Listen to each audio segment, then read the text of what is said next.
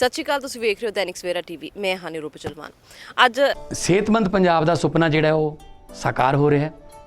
ਅਸੀਂ 15 ਅਗਸਤ ਨੂੰ 100 ਆਮ ਆਦਮੀ ਕਲੀਨਿਕ ਲੋਕਾਂ ਦੇ ਸਮਰਪਿਤ ਕੀਤੇ ਸੀ ਤੇ ਮੈਨੂੰ ਦੱਸਦਿਆਂ ਇਹ ਖੁਸ਼ੀ ਹੋ ਰਹੀ ਹੈ ਕਿ ਲੋਕਾਂ ਨੇ ਇਸ ਨੂੰ ਬਹੁਤ ਵੈਲਕਮ ਕੀਤਾ ਤੇ ਸਵਾਗਤ ਕੀਤਾ। ਹੁਣ ਤੱਕ 7.5 ਲੱਖ ਲੋਕ ਇੱਥੇ OPD ਦਾ ਫਾਇਦਾ ਲੈ ਚੁੱਕੇ ਨੇ।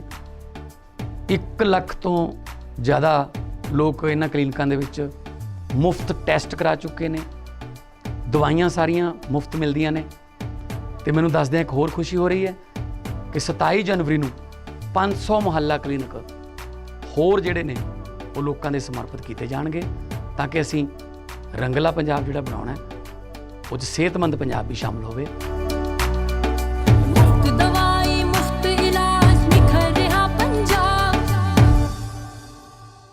ਇੱਕ ਅਜਿਹੇ ਮੁੰਡੇ ਨੂੰ ਆਪਾਂ ਅਜਿਹੇ ਜਵਾਕ ਨੂੰ ਮਿਲਾਉਣ ਵਾਸਤੇ ਤੁਹਾਨੂੰ ਇੱਥੇ ਲੈ ਕੇ ਆਈ ਹਾਂ ਜਿੱਥੇ 17 ਸਾਲ ਦੇ ਨੇ, 6 ਕੰਟੀਨੈਂਟ ਘੁੰਮ ਚੁੱਕੇ ਨੇ ਤੇ ਬਹੁਤ ਬਿਹਤਰੀਨ ਫੋਟੋਗ੍ਰਾਫੀ ਕਰਦੇ ਨੇ। ਇਦਾਨ ਦੀਕਸ਼ਾਂਤ ਮੇਰੇ ਨਾਲ ਨੇ। ਇਦਾਨ 17 ਸਾਲ ਦੀ ਉਮਰ, ਮਹਿਜ਼ 17 ਸਾਲ ਦੀ ਉਮਰ ਤੇ 6 ਕੰਟੀਨੈਂਟ ਘੁੰਮੇ ਤੇ ਇਤਨੀ ਸਾਰੀ ਫੋਟੋਗ੍ਰਾਫਸ ਤੁਸੀਂ ਡਿਸਪਲੇ ਤੇ ਲਾਈਆਂ ਨੇ।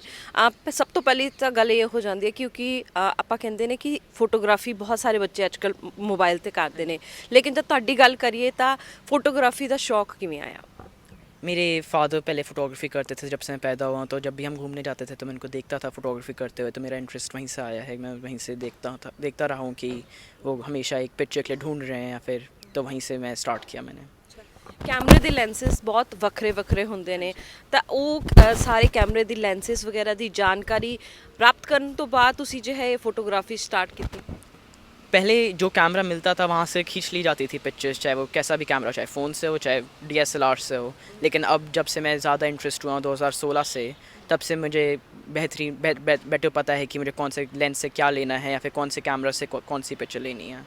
ਅੱਛਾ, ਪਹਿਲੀ ਤਸਵੀਰ ਲਿੱਤੀ ਸੀ ਕਿਉਂਕਿ ਕਿਤੇ ਨਾ ਕਿਤੇ ਭਾਵੇਂ ਪਿਤਾ ਜੀ ਤੁਹਾਡੇ ਫੋਟੋਗ੍ਰਾਫਰ ਨੇ, ਉਹਨਾਂ ਨੇ ਵੀ ਸਕਿੱਲਸ ਦੇਖਣੇ ਹੁੰਦੇ ਨੇ ਕਿ ਇਹ ਕਰ ਪਾਊਗਾ ਕਿ ਨਹੀਂ ਕਰ ਪਾਊਗਾ। ਤਾਂ ਪਹਿਲੀ ਤਸਵੀਰ ਕਿਹੜੀ ਸੀ ਕਿ ਪਾਪਾ ਨੇ ਬੁੱਕ ਮਾਰਕ ਕਰਤਾ ਕਿ ਹਾਂ ਇਹ ਫੋਟੋਗ੍ਰਾਫੀ ਦੇ ਲਾਇਕ ਹੈ, ਇਹਨੂੰ ਇਹਦਾ कैमरा देना चाहिए? मुझे ऐसे नहीं याद कि कौन सी पिक्चर थी, लेकिन जब से मैंने स्टार्ट किया है 2011 से, जब से मैंने उनका कैमरा यूज़ किया है, तब भी वो हमेशा बोलते थे कि करो और करो कि बेटर बनोगे। चाहे बहुत बुरी पिक्चर भी हो तब भी वो इनकरेज करते थे कि बेटर हो सकती है। ऑफ कोर्स ਅੱਛਾ, ਇਤਨੇ ਸਾਰੇ 6 ਕੰਟੀਨੈਂਟਸ ਘੁੰਮ ਰਹੇ ਨੇ, ਬਹੁਤ ਵੱਖਰੀ ਲਾਈਫ ਸਟਾਈਲ ਹੈ। ਆਪਾਂ ਭਾਵੇਂ ਇੰਡੀਆ ਦੀ ਗੱਲ ਕਰੀਏ ਜਾਂ ਕਿਸੇ ਹੋਰ ਦੇਸ਼ ਦੀ ਗੱਲ ਕਰੀਏ, ਹਰ ਦੇਸ਼ ਦੀ ਵੱਖ-ਵੱਖ ਚੀਜ਼ਾਂ ਨੇ। ਤੁਸੀਂ ਜਦ 6 ਕੰਟੀਨੈਂਟਸ ਘੁੰਮੇ ਤੇ ਤੁਹਾਨੂੰ ਕੀ ਵੱਖ-ਵੱਖ ਚੀਜ਼ਾਂ ਦੇਖਣ ਨੂੰ ਮਿਲੀਆਂ?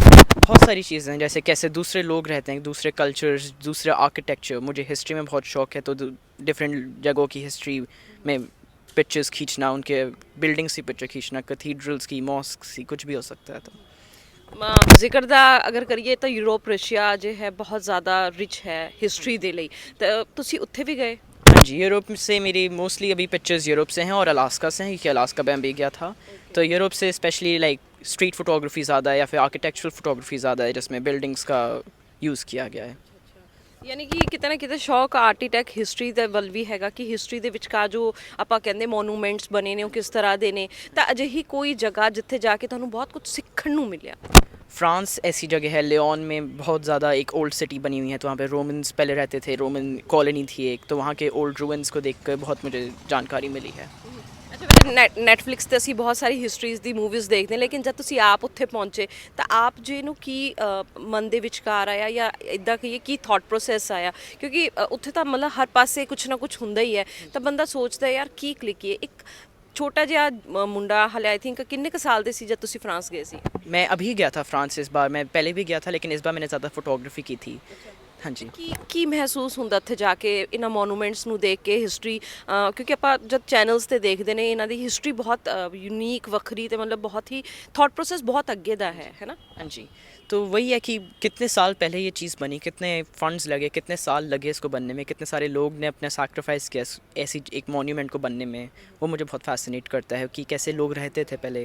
अगर ओल्ड सिटी है तो कॉबल स्टोन से भरी हुई है और अभी भी लोग वैसे ही ट्रेडिशंस फॉलो करते हैं। अभी भी वो सुबह उठ के बेकरी में जाते हैं, क्रॉसॉन लेते हैं एक, तो वैसे मुझे बहुत इंटरेस्ट करता है लोगों को देखते हुए कि वो अभी भी ऐसे ही ट्रेडिशन में रह रहे हैं। ਅੱਛਾ ਕਿਵੇਂ ਲੱਗਦਾ ਕਿਉਂਕਿ ਜਦ ਆਪਾਂ ਆਪਣੇ ਦੇਸ਼ ਦੀ ਗੱਲ ਕਰੀਏ ਆਪਾਂ ਵਿਕਾਸ ਤਾਂ ਬਹੁਤ ਜ਼ਿਆਦਾ ਕਰ ਰਹੇ ਹਾਂ ਬਹੁਤ ਸਾਰੀ ਬਿਲਡਿੰਗਸ ਬਣ ਰਹੀਆਂ ਪਰ ਉਹ ਮੋਨੂਮੈਂਟਸ ਇੰਨੇ ਜ਼ਿਆਦਾ ਆਈ ਥਿੰਕ ਇੰਡੀਆ ਦੇ ਵਿਚਕਾਰ ਵੀ ਨੇ ਇੰਡੀਆ ਦੇ ਵਿਚਕਾਰ ਜਿਹੇ ਮੋਨੂਮੈਂਟਸ ਵੇਖੇ ਨੇ ਤੁਸੀਂ मैंने इतना नहीं देखा जितना मैं देखना चाहूँगा, लेकिन मैंने तब भी दिल्ली में हुमायूं टूम जैसे देखा है, कुतुब मीनार जैसी चीज़ें, ताजमहल जैसी चीज़ देखी है मैंने, उनकी भी फ़ोटोज़ ली हुई हैं। लेकिन वहाँ पे आई थिंक बाहर ज़्यादा बेटर उनको गवर्नमेंट ज़्यादा सपोर्ट करती है बेसिकली कि, और रिस्टोरेशन में बेसिकली बहुत ज़्यादा बाहर उनका टूरिस्ट वो बन जाता है, जो कि यहाँ पे आई डोंट थिंक तभी करते हैं इतना। ਲੱਗ ਨਹੀਂ ਰਿਹਾ 17 ਸਾਲ ਦਾ ਜਵਾਕ ਹੈਗਾ ਬਹੁਤ ਜਾਣਕਾਰੀ ਤਾਂ ਕਿਵੇਂ ਵੇਖਦੇ ਹੋ ਕਿਉਂਕਿ ਜਦ ਆਪਾਂ ਫੋਟੋਗ੍ਰਾਫੀ ਦੀ ਗੱਲ ਕਰਦੇ ਹਾਂ ਫੋਟੋਗ੍ਰਾਫੀਸ ਦੇ ਬਹੁਤ ਸਾਰੇ ਫੀਲਡਸ ਨੇ ਕਿਉਂਕਿ ਤੁਸੀਂ ਕਿਹਾ ਜ਼ਿਕਰ ਕੀਤਾ ਕਿ ਤੁਸੀਂ ਅਲਾਸਕਾ ਵੀ ਜਾ ਕੇ ਆਏ ਤੇ ਅਲਾਸਕਾ ਦੇ ਵਿਚਕਾਰ ਵਾਈਲਡ ਲਾਈਫ ਦੇਖ ਕੇ ਜਾਂ ਉਸ ਨੂੰ ਦੇਖ ਕੇ ਕਿਸ ਤਰ੍ਹਾਂ ਦਾ ਇੱਕ ਥਾਟ ਪ੍ਰੋਸੈਸ ਸੀ अगर लाइक अलास्का जैसी जगह जाते हो तो पता चलता है कि बस ह्यूमंस ही नहीं रह रहे हैं। कभी कभी ऐसा लगता है एक शहर में रह के कि बस ह्यूमंस हैं और बस स्ट्रीट डॉग्स हैं या फिर कुछ, लेकिन वहाँ पे पता चलता है कि बेयर्स हैं, कैसे एक इकोसिस्टम पूरा चल रहा है, कैसे एक जैसे अगर सील है तो कैसे एक वेल उसको हंट कर रही है, एक शार्क इसको हंट कर रही है, अगर कोई जैसे सी ऑटर है तो वो कैसे एक दूसरे को पकड़ के सोते हैं ताकि वो फ्लोट ना करें एक दूसरे से, अगर एक बेयर है तो कैसे हाइबरनेट करता है और कैसे अटैक करता है तो उसको कैसे बचें। तो ऐसी चीज़ें वहाँ पे जाके मिलती हैं और वहाँ पे बहुत ज़्यादा नेचर है तो उसकी भी फोटोग्राफी बहुत अच्छी लगती है मुझे। ਬੈਕ ਟੂ ਜਦ ਤੁਸੀਂ ਇੰਡੀਆ ਆਉਂਦੇ ਹੋ ਕਿਸ ਤਰ੍ਹਾਂ ਦਾ ਲੱਗਦਾ ਕਿਸ ਤਰ੍ਹਾਂ ਦਾ ਮਹਿਸੂਸ ਹੁੰਦਾ ਹੈ ਇਹਨਾਂ ਚੀਜ਼ਾਂ ਨੂੰ ਦੇਖਣ ਤੋਂ ਬਾਅਦ वेकेशन के बाद आना तो लगता ही है बुरा, लेकिन इंडिया वापस घर है तो घर तो अच्छा ही लगता है ना। तो हाँ जी। ਅੱਛਾ ਘਰ ਦੇ ਵਿਚਕਾਰ ਕੌਣ ਨੇ ਕਿਉਂਕਿ ਤੁਸੀਂ ਕਿਹਾ ਫਾਦਰ ਸਾਹਿਬ ਫੋਟੋਗ੍ਰਾਫੀ ਕਰਦੇ ਆ ਮੰਮਾ ਦਾ ਸੀ ਕਿ ਤੁਸੀਂ ਫੋਟੋਗ੍ਰਾਫੀ ਦੇ ਵਿਚਕਾਰ ਜਾਣ ਕੇ ਉਹ ਕੁਝ ਹੋਰ ਸੋਚ ਰਹੀ ਸੀ ਤੁਹਾਡੇ ਬਾਰੇ वो मेरे दोनों पेरेंट्स ही ठीक हैं कि जो जो मुझे पसंद है मैं वो करूँ, वो वही चाहते हैं कि मैं खुश रहूँ। तो वो अगर मैं फ़ोटोग्राफी करना चाहता हूँ तो वो बोलेंगे कि फ़ोटोग्राफी करो।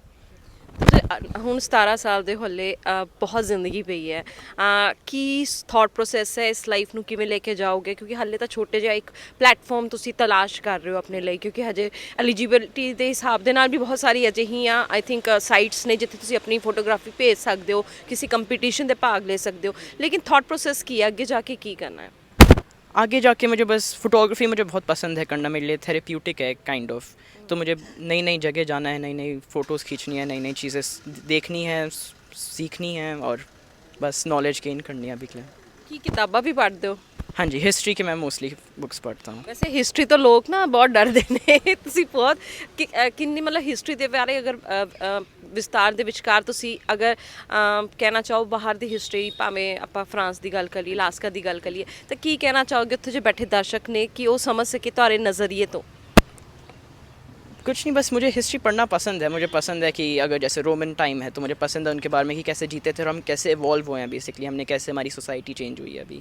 तो ऐसी चीज़ें मुझे पढ़नी बहुत पसंद है। ਔਰ ਜੋ ਉੱਥੇ ਬੈਠੇ ਬੱਚੇ ਨੇ ਜੋ ਤੁਹਾਨੂੰ ਦੇਖ ਰਹੇ ਨੇ ਜਿਨ੍ਹਾਂ ਦੇ ਲਈ ਤੁਸੀਂ ਇੱਕ ਆਈਡਲ ਬਣ ਸਕਦੇ ਹੋ ਉਹਨਾਂ ਨੂੰ ਕੀ ਕਹਿਣਾ ਚਾਹੋਗੇ ਕਿਉਂਕਿ ਮੋਸਟਲੀ ਜੇ ਹੈ ਬੱਚੇ ਅੱਜਕੱਲ ਕੰਪਿਊਟਰ ਤੇ ਬੈਠ ਕੇ ਗੇਮਸ ਖੇਡਣੇ ਨੇ ਫੋਨ ਤੇ ਗੇਮਸ ਖੇਡਣੇ ਨੇ ਜ਼ਿਆਦਾ ਐਕਟੀਵਿਟੀਜ਼ ਉਹ ਵਾਲੀ ਨਹੀਂ ਰਹੀਆਂ ਕਿ ਬਾਹਰ ਜਾ ਕੇ ਕੁਝ ਐਕਸਪਲੋਰ ਕਰ ਸਕੀਏ ਤਾਂ ਉਹਨਾਂ ਨੂੰ ਕੀ ਕਹਿਣਾ ਚਾਹੋਗੇ कुछ नहीं, बस क्रिएटिविटी को मरने मत दो। Creativity is one thing that should always live with everyone, because creativity नहीं है तो you don't have a essence. 17 ਸਾਲ ਦਾ ਜਵਾਕ ਹੈ ਪਰ ਥਾਟ ਪ੍ਰੋਸੈਸ ਤੇ ਗੱਲਾਂ ਬਾਤਾਂ ਤੋਂ ਲੱਗ ਨਹੀਂ ਰਿਹਾ ਲੇਕਿਨ ਇੱਕ ਚੀਜ਼ ਬਹੁਤ ਬਿਹਤਰੀਨ ਕਹੀ ਹੈ ਕ੍ਰੀਏਟੀਵਿਟੀ ਬਹੁਤ ਜ਼ਿਆਦਾ ਇੰਪੋਰਟੈਂਟ ਹੈ ਤਾਂ ਜੋ ਆਪਾਂ ਪ੍ਰੋਗਰੈਸਿਵ ਕਹੀਏ ਆਪਣੀ ਲਾਈਫ ਜੀ ਸਕੀਏ ਤਾਂ ਕ੍ਰੀਏਟੀਵਿਟੀ ਜ਼ਰੂਰ ਦੇਖੋ ਕਿਸ ਦੇ ਵਿਚਕਾਰ ਹੈ ਕਿਉਂਕਿ ਬਹੁਤ ਸਾਰੇ ਬੱਚੇ ਨੇ ਗੇਮਸ ਖੇਡਦੇ ਰਹਿੰਦੇ ਨੇ ਬਾਹਰ ਕੋਈ ਅਜਿਹੀ ਐਕਟੀਵਿਟੀ ਨਹੀਂ ਕਰਦੇ ਫਿਜ਼ੀਕਲ ਐਕਟੀਵਿਟੀ ਨਹੀਂ ਕਰਦੇ ਜਿਸ ਦੇ ਕਰਕੇ ਉਹਨਾਂ ਨੂੰ ਬਹੁਤ ਸਾਰੀ ਬਿਮਾਰੀਆਂ ਵੀ ਹੋ ਜਾਂਦੀਆਂ ਇਸ ਲਈ ਸਭ ਤੋਂ ਵੱਡੀ ਗੱਲ ਹੈ ਬਾਹਰ ਨਿਕਲੋ ਕੁਝ ਸਿੱਖੋ ਤੇ ਜ਼ਿੰਦਗੀ ਤੁਹਾਨੂੰ ਸਿਖਾਉਣ ਲਈ ਤਿਆਰ ਵੀ ਹੈ ਕੈਮਰਾਮੈਨ ਦੀਪਕ ਦੇ ਨਾਲ ਨੀਰੂ ਬਿਜਲਵਾਨ ਦੈਨਿਕ ਸਵੇਰਾ ਟੀਵੀ